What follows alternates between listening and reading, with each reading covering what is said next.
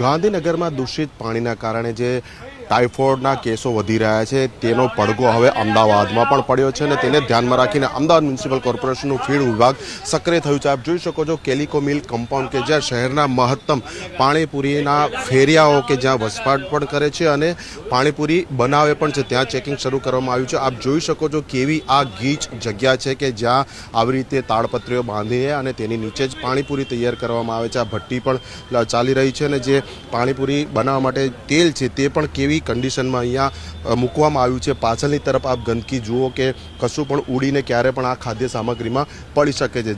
પાણીપુરીના બટાકાનો જે વપરાશ થાય છે તેની સ્થિતિ હું આપને બતાવવા માંગુ તો આપ જોઈ શકો છો અહીંયા બાફેલા બટાકા તૈયાર પડ્યા છે અને સાથે જ આ પાસેનું જે તપેલું છે તેની અંદર પડેલા બટાકાની સ્થિતિ પણ કેવી છે એટલે સડી ગયેલા બટાકા છે, ગુણવત્તા બિલકુલ પણ ન કહી શકાય અને તેની અંદર પાણી જે છે તે પાણી અહીંયા ક્યાંથી લાવવામાં આવે છે તે શુદ્ધ છે કે કેમ તે પણ એક મોટો પ્રશ્ન છે।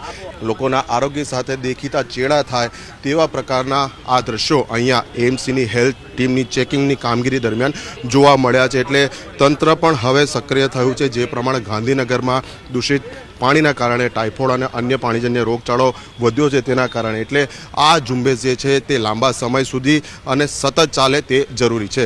કેમેરા પર્સન એસપી શર્મા સાથે અર્પણ કાયદાવલા ઝી મીડિયા અમદાવાદ।